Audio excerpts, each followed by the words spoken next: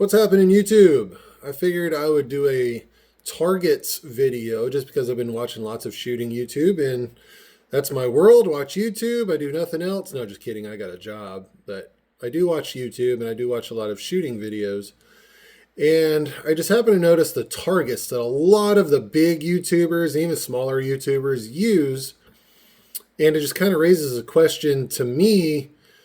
What do y'all use? Because things to me just make sense and there's things that don't make sense. And what I mean by that is I see a lot of these YouTube videos that are trying to show the accuracy of ammo or try to show the accuracy of a rifle. And they use targets like what you see right here in front of you.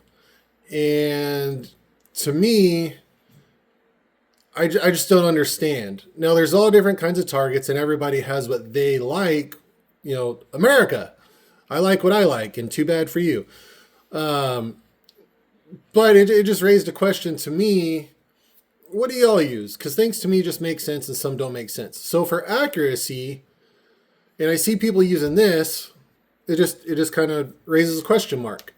Now let's look at a couple of different targets, right? So you got this big circle target, which I actually like for long range because it's a 12-inch target. So at range, a 12-inch target, and it's a splatter target. You know, it's one of those targets that it glows neon when you splatter target.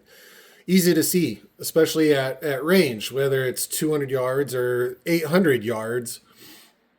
It's easy to see. So 12-inch and it's a splatter target, so easy to see for me. But I like these for long range.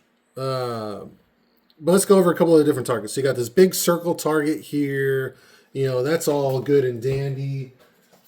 Then you have these kinds of targets, which I think are for like sighting in and what I would call for accuracy or to show accuracy. But you have these kind here. And then, of course, you have ones like these that have multiple targets on them, which is all good and dandy. You got multiple targets to shoot at. So that way, for grouping or whatever you want. That's all good. And then you have what I would call fun targets. Let's go over a couple of fun targets.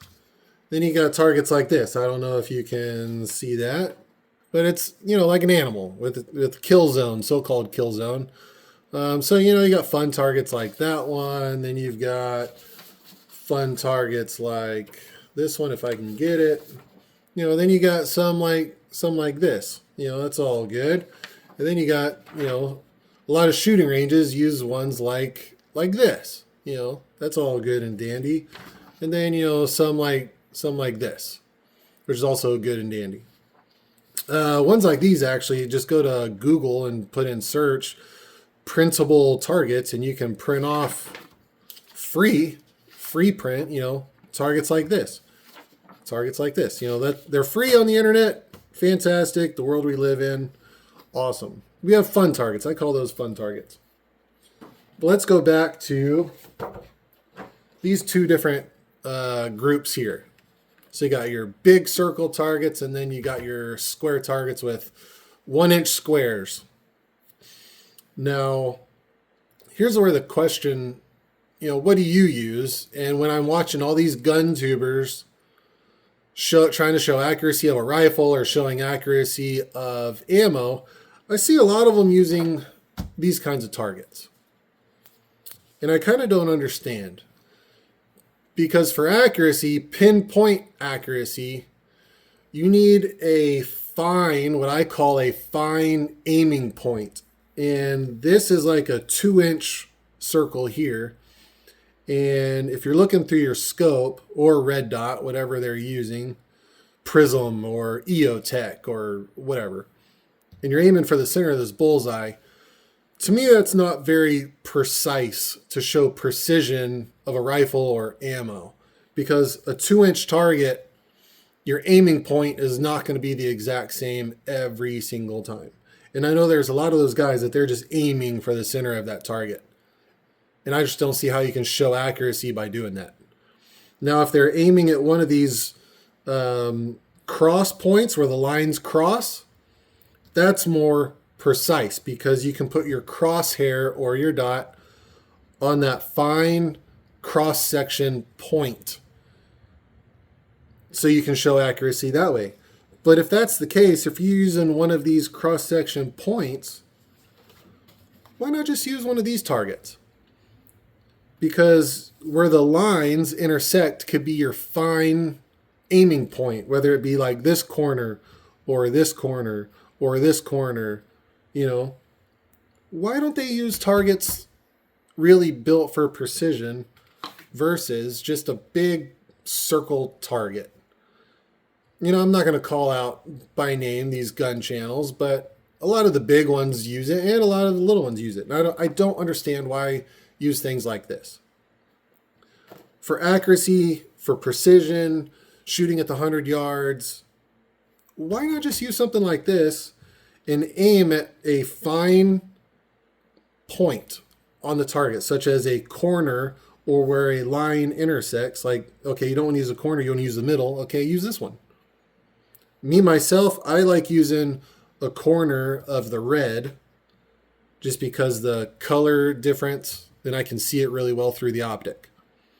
But why don't they use more like this? That's just a question I have.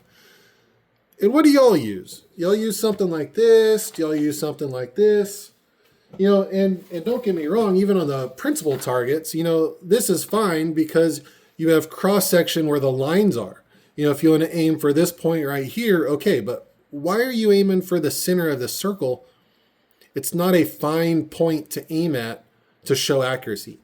Whereas where two lines intersect, that is a fine point.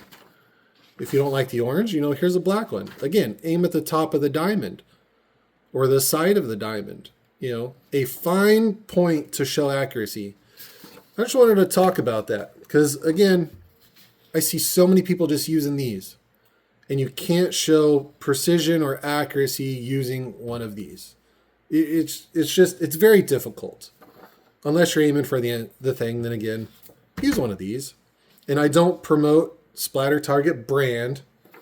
I'm not paid by anybody. This video is hereby sponsored by me. Thank you. But you can get these on Amazon at a reasonably good price for a pack of 25 or a pack of 50. You know, these or these. They're not that expensive. And they come with these little stickers where you can patch up your shots and you get a lot more use out of them. I get tons and tons of use out of both of these by using just these little replaceable stickers. So again, what do y'all use? What do you think? You think these big channels and even smaller channels quit using these and go to these? Whether it be just a white piece of paper with squares or one of these. I like these because, again, your shot just, it glows versus just a black hole on a white piece of paper. Let me know what y'all think.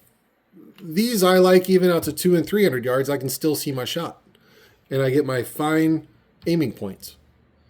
Let me know. It's a good discussion, I think.